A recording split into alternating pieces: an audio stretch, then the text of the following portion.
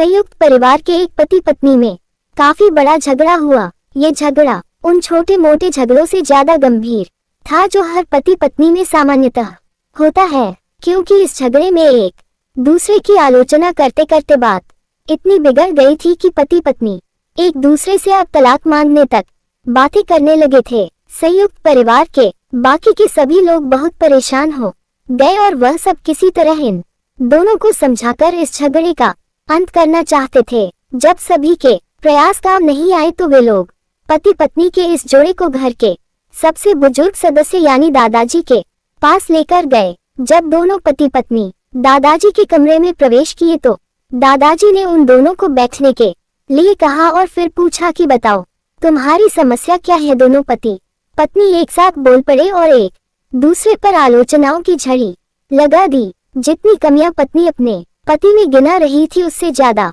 कमियां पति भी अपनी पत्नी में गिना रहा था और कई मिनटों तक ये सिलसिला चलता रहा। दादाजी ने भी इन दोनों को नहीं रोका और इनको अपना अपना गुस्सा एक दूसरे पर उतारने दिया। आखिर में जब दोनों एक दूसरे की बुराइयां करके थक गए और शांत हो गए तब दादाजी ने उन दोनों से कहा अब दोनों एक दूसरे की कुछ अच्छाइयां बताओ। जब अच्छाई बताने का समय आया तब दोनों ही पति और पत्नी एकदम से चुप हो गए।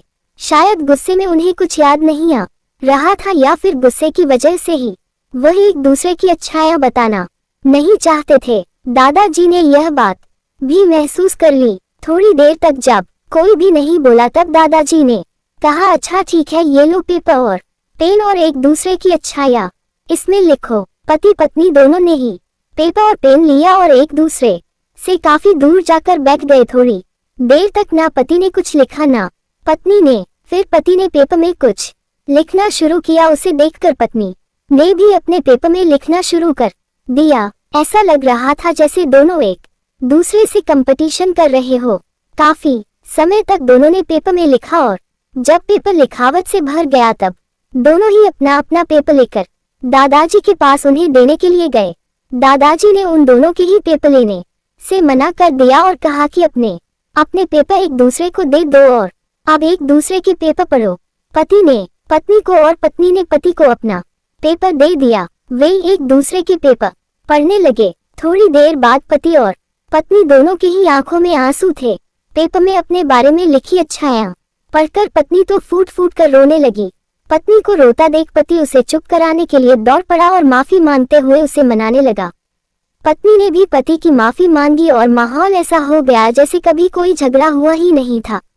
दोस्तों, कमियां और खूबियां जगत के हर इंसान में होती है। अब हमारे ऊपर होता है कि हम कमियां देखकर अपने जीवन को नर्क बना ले या खूबियां देखकर अपने जीवन को स्वर्ग बना दें। दोस्तों, कहानी अच्छी लगी हो तो वीडियो को लाइक करें, सब्सक्राइब करें, शेयर करें। जय हिंद, जय भारत।